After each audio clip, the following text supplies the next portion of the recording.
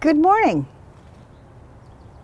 Welcome to the Native Daughters Adobe Home in San Juan Bautista. We're at the edge of the historic district in San Juan Bautista. I'm very proud to have been here for about 80 years.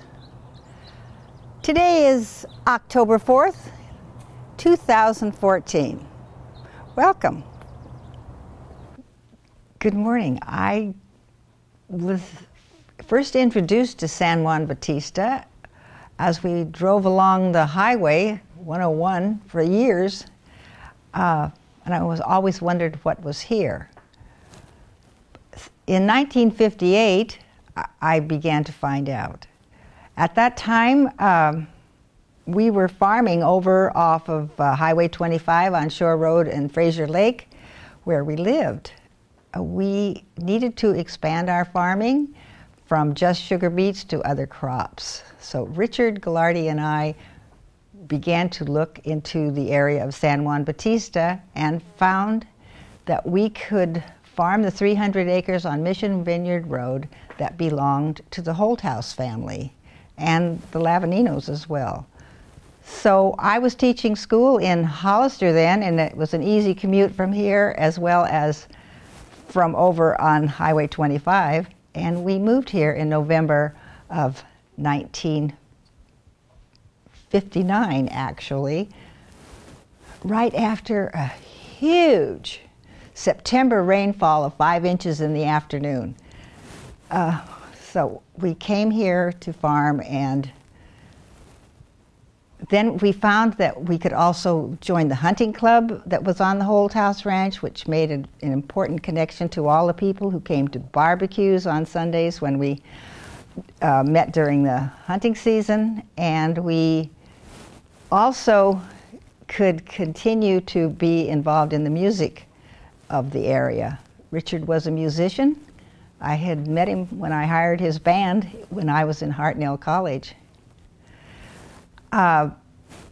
He was part of large bands and small bands, and later perhaps I'll tell you more about what happened in the 1960s when Catamatories and the Lushbas and the people who really began to revive the whole area in San Juan.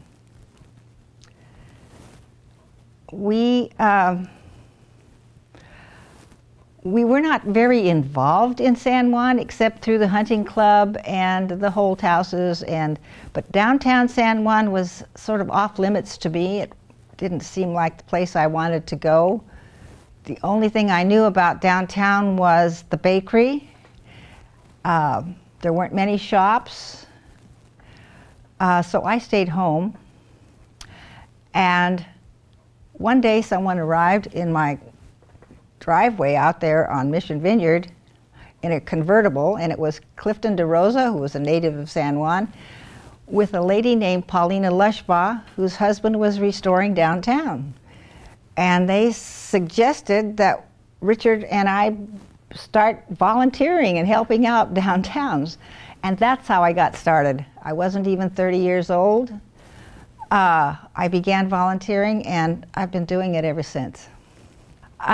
When we arrived, San Juan was rather run down, but because of the Lushba family, they were making changes to the what we call now the Cutting Horse or the Brass Lantern or whatever it's become, that whole block on 3rd Street. The Chapito's Garden that we later helped get going was empty, and it still is.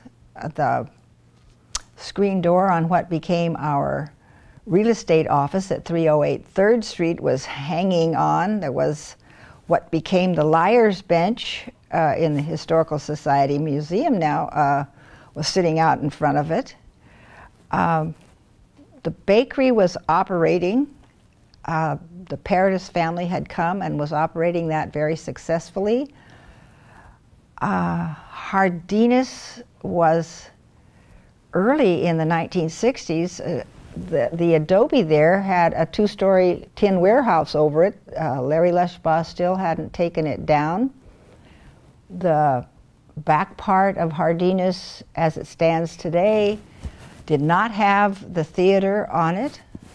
I hope that most people realize all of the buildings, except the adobe and the theater, were rebuilt in 1990 after the earthquake of 1989.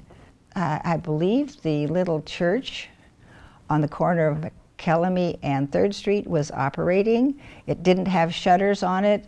It didn't have its steeple repaired because those were events that the Native Daughters and the Historical Society joined with the little church to repair. Way down 3rd Street, between 3rd and 2nd on Monterey, was a huge Victorian.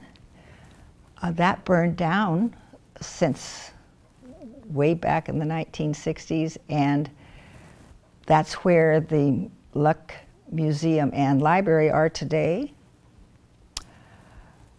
We didn't have the San Juan School at the beginning of town.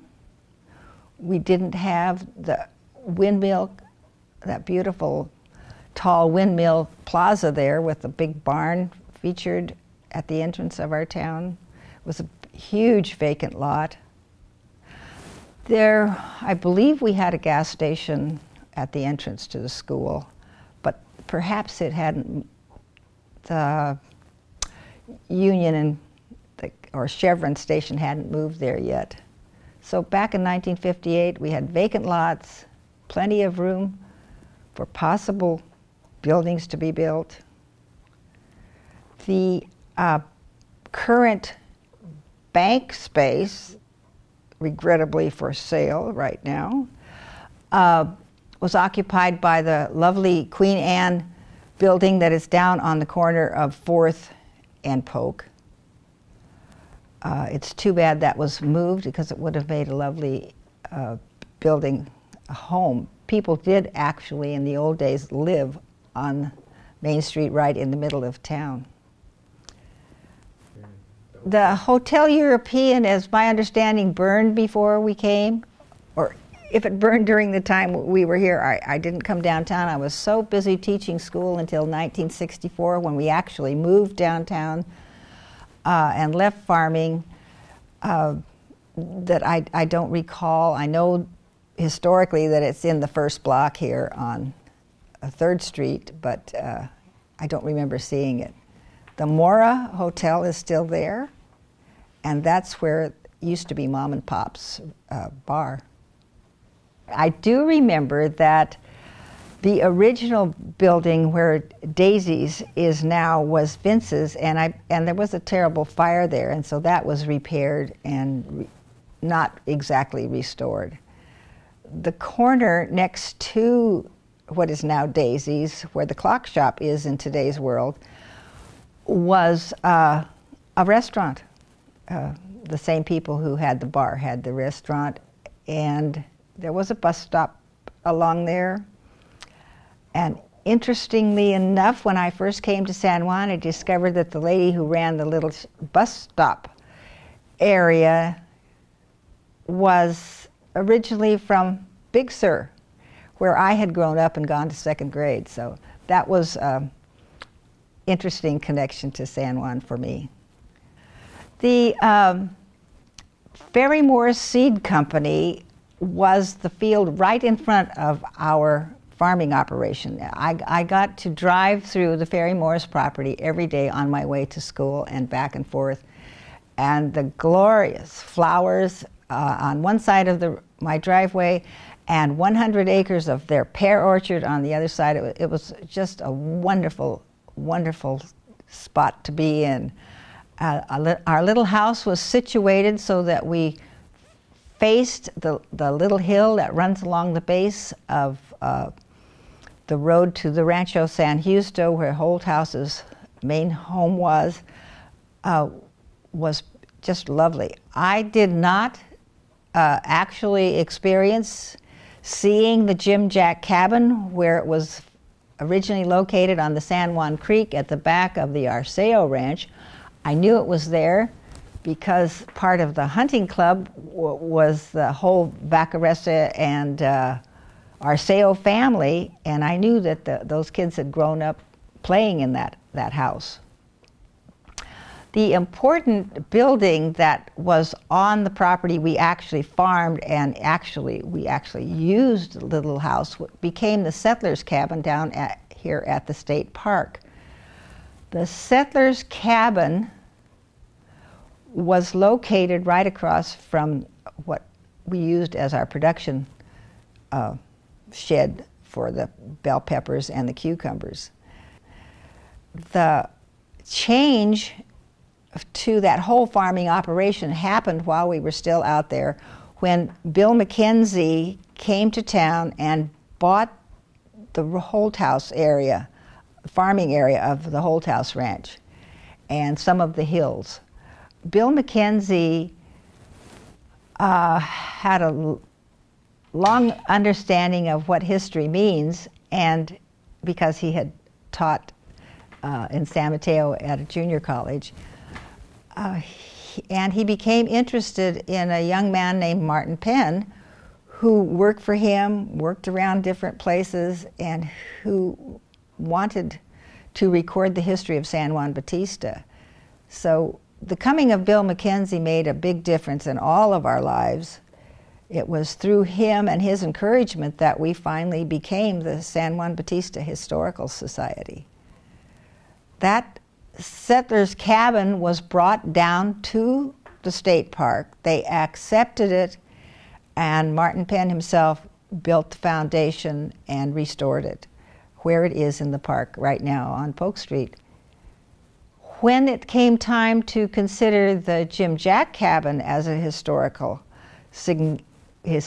significant building, we brought it downtown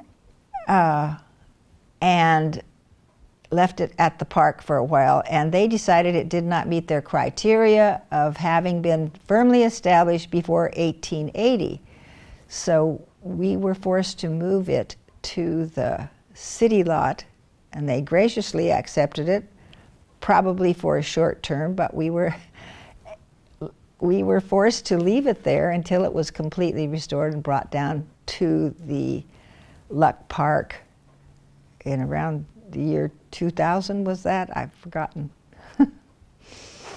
We moved into town because my husband had decided that A, we were not going to farm anymore. The Bracero program had gone out. We had depended for years and years in the Salinas Valley on the Bracero program. We continued to depend on them in our farming operation here in San Juan Bautista. And when that program went out, sending all of the regular workers from Mexico back home, we were forced to try to farm 300 acres with we had become specialty crop growers by then. Cherry tomatoes that required individual handling, cucumbers and bell peppers, red and green, required special handling. And we were forced to use workers who had been gathered in busloads in as far away as Oakland to come down and try to farm. And it was just impossible. They were tired. They were transported back and forth each day, back to San Jose and Oakland, and it just didn't work. So we gave up farming, and because Richard had had a long history, and my family as well, in farming and ranching, it became logical that Richard would go into the real estate business, focus on farming, ranching, his understanding of water, and those issues. So that's what we decided to do. The great celebration in San Juan has always been, and still we long for it, was the fiesta. The whole community had turned out for years since 1946 and 47. After the war, the men who came back from the war through the VFW and the cement plant workers put it back together, try to bring back the tradition of the 1930s of having fiestas. The The professional rodeo people had been incorporated into the whole fiesta.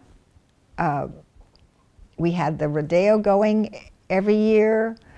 We had people cooking all night long, thousands of chickens, and the barbecue pits burning brightly, and every year we would go down and spend hours watching the men cook, eating fried chicken livers, and just being amazed at all the work that went into the production for the Sundays. We fortunately bought a house on 3rd Street down on Tuolumne when we first moved to town in 1964, and the parade went right by our house. We had so many good years of partying at our house, breakfast and parade and friends all day long. My father never missed a fiesta. He always came over from Salinas on the old San Juan Grade Road and made it a day with friends. And he had done that for years before we moved to San Juan, actually. The important things for me became the art show, which the Chamber of Commerce sponsored, again with the help of the Lushbas who came from Carmel, where their experience in the art business and shops and understanding what you need to do to keep a business going, and their love of architecture and history, all put together that we had some great art shows here in San Juan from probably 1962 or 1963, clear up until they faded away and became more crafts fairs at the flea market and things like that. The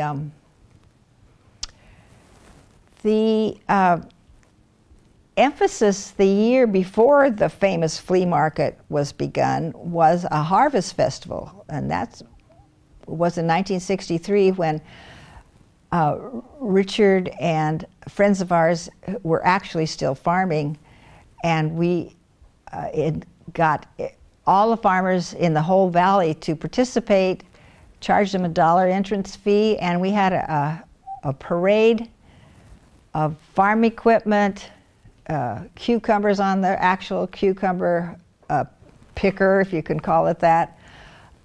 Parade down the street. We had little animals that people donated. I think that was the Lavaninos who donated a donkey that ended up in Hollywood. I forgot who bought that little donkey. It was a great beginning of what eventually the next year the people who had the antique shops in town decided, well, looks like a good thing, let's have another event, and they joined that with the art show again, and between the two of them we began to have people coming to San Juan. At first we thought, well, maybe hundreds would come, but it ended up having thousands, and that whole flea market became the antique fair that just celebrated its 50th anniversary this last Sunday. So I guess I've been here on the front of what's been going on in San Juan for a long time. When I think of significant people in San Juan, I will re-mention the significance of the Larry and Paulina Lushbaugh. I've mentioned the Paradis family, Bill and Gladys. Gladys was one of our first women mayors, actually, involved in politics. The other family that made a big connection for us to San Juan was the Catamatori family, Alma Anriazi and her sister Rita Catamatori. They came from Monterey and brought a very successful business history to the Casa Maria, which is owned by the Diocese of Monterey, and converted that from a community hall for the church into an Italian world-class restaurant. And people came from all over to stop in, have lunch at Cadamatories, have dinner at Cadamatories, and then enjoy what little there was to enjoy in those days in San Juan as far as shops, and then move on. They came back time and time again. I remember meeting our Congressman Sam Farr's father there for the first time, sitting down with our congressional representative, forgot his name. Someone will have to help me. He and his wife owned all of the Charolais cattle ranch on Salinas Grade Road. He was from Palo Alto. I'll have to remember that later. Those three significant people worked with their understanding of how to build a community, and I don't know how well accepted they were right away, but certainly they and we made our way into San Juan by joining organizations, keeping at it, enjoying what we were doing. It was obvious that what Larry Lushbaugh had planned for the middle block of the 300 block of San Juan Bautista was going to work. He opened the upstairs of what is now the hotel, and next door above the what is now the Happy Rooster,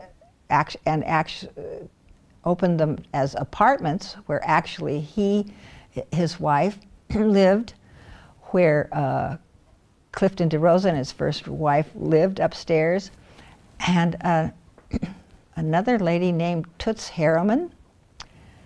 Toots Harriman's father was George Harriman, the father of cartooning, Crazy Cats.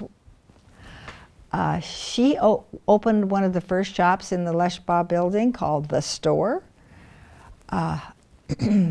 and had a wood-burning stove in there, and a wonderful cat that when she died I inherited.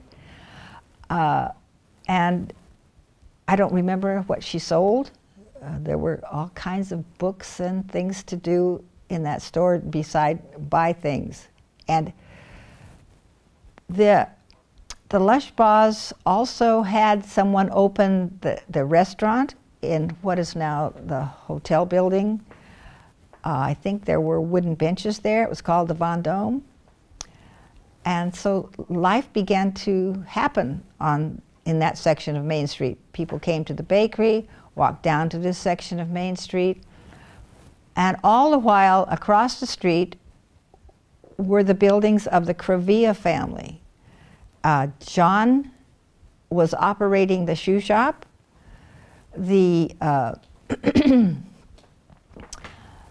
If you wanted to get into the clothing side, you went through the kitchen and met his mother, Mrs. Crevilla, always at the kitchen or cooking at the stove. And in that shop, you could find anything you needed to wear: shoes, belts, gloves, shirts, all kinds of things, all with the same price tag on that they had when they were first brought to the store. It was always fun to know that you could go downtown and get something for somebody in that shop at the last minute. If you'd forgotten somebody's birthday, you could find them a work shirt, or years later, I actually found some long red underwear to welcome somebody to San Juan. Those were the things that we loved about having the Crevillas there. And it was the Crevillas who kept track of us. Joe would stand at the door at night, and if there was a fire, he let people know. John and would sit on the liar's bench and talk with us. It was a main focal point, was to find a spot, sit on the liar's bench there in San Juan, and that went on for years and years and years until we lost all of the Crevillas. Our own personal connection to the Crevillas was that Evaristo, who played accordion, was a member of my husband's band or small trio group. Evaristo played for years at what was the bar, the cutting horse. I don't know what to call it. It was the Brass Lantern, the Cutting Horse, the Vendome. Evaristo and Richard had a very sincere musical connection and enjoyed each other very much. Other significant people in San Juan, there was the group that eventually became the Historical Society, centering around, as I mentioned before, Bill Mackenzie and Martin Penn. The connection there in town was Marion Hublet, who owned the house at 2nd and Franklin Street that I now live in today. She had been here since, I believe, the mid-1930s, and had been a person who started the chamber or revised the Chamber of Commerce, took a role in politics. She was a real estate person. I know that she and Joe Columber, who did a lot of building here in town after the war, to follow his father's footsteps, had a lot of investments together. And Marion was a mover and shaker and enjoyed a good party. She lived right across the street from Clara Zanetta, and they were buddies. Clara had been our librarian forever in the Masonic Hall. It was also in the Masonic Hall where the first space given over to the Historical Society was used by Martin Penn for some of his writing and collecting. So Marion Hublet was the downtown connection for a lot of us who were new to town and wanted to become involved in what was going on here. And being involved in all of these organizations has led us to begin to evaluate the politics in town and how those politics seem to us to be related to the cement plant where everyone worked. So by the late 1960s, some of us who were newcomers challenged the smoke that was being generated by the cement plant. And that caused a big rift among the people in San Juan, misunderstandings. It was a very, very rough time. Every afternoon, a huge cloud at the cement plant would bloom over San Juan, and it seemed like the wrong thing to do to San Juan, to have those particles falling on town and all the and they were fine, but it was a white little thing you could detect. In fact, those of us who signed the petition, and there were only 18, it only required 18 signatures, I believe, agreed to put on our homes and businesses collectors. So the collections were made over, I don't remember what the amount of time, months it was, and they gathered particulate and it tested noxious. The federal government was prepared to use this little cement plant as its first test case of the environmental quality air bill, ordinance, law. I think we can find that information in the Reader's Digest from the late 1960s, that San Juan made it to the Reader's Digest because of the quality of its air. The local economy, according to all of the people who were involved in working at the cement plant and in the politics of the town as well, was tremendous, a tremendous undertaking to think that plant was causing trouble to some of us. It was difficult.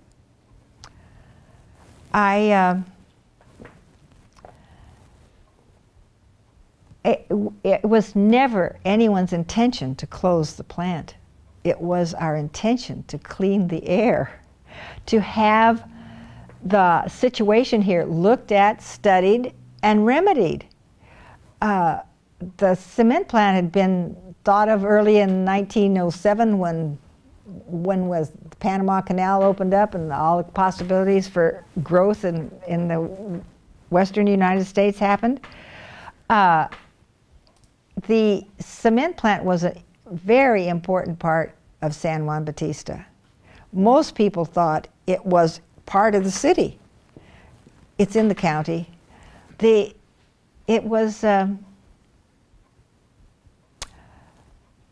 center of everyone's lives. The people who worked at the cement plant worked in City Hall, were at the VFW, were in every organization, were on the school board, Fiesta Committee, all intertwined. And so it was a very disruptive when and those of us even in the Chamber and the Historical Society were shocked when the result was that they were going to close the plant. And on top of that, it was Christmas. It was Christmas when Ideal Cement announced that it was going to close. I know they offered jobs to people who some moved on to other plants. Some went as close as, I believe Davenport was one of the options. Some were in other states, and families couldn't move. So it really broke things up. Some people chose other businesses. Leonard Catano went into the real estate business. I remember the day that they put all of the explosives into the cement plant and imploded it, caused it to fall down within itself. And soon it was hauled away. There is a story that Larry Kane told me that when he was in Belize, working for freight lines down there, where he and his family lived for years, that he saw one of the original engines that had been used on the little railroad here in San Juan Bautista. It had been shipped from here as a recyclable little train engine to somewhere down in South America. And Larry saw the bill of lading on a freight line one day. We had a very interesting conversation with Jack Baxter and Leonard Catano, and talking to the Historical Society on one of our regular events several years ago. It's all on tape of what the corporate decisions were that we understand better today than we did then, that corporations make decisions and close plants rather than repair them, bring them up to standard, and that's what happened in San Juan. We lost the plant, we lost some friends, we were able to gain them back through our sincere work. And in fact, Leonard Catano, who was manager at the plant when it closed, eventually became the president of the Historical Society. So those connections they're a little difficult to think about, but they happened, and that's life. We just do what you can, the best you can, and sometimes it turns out to be a positive.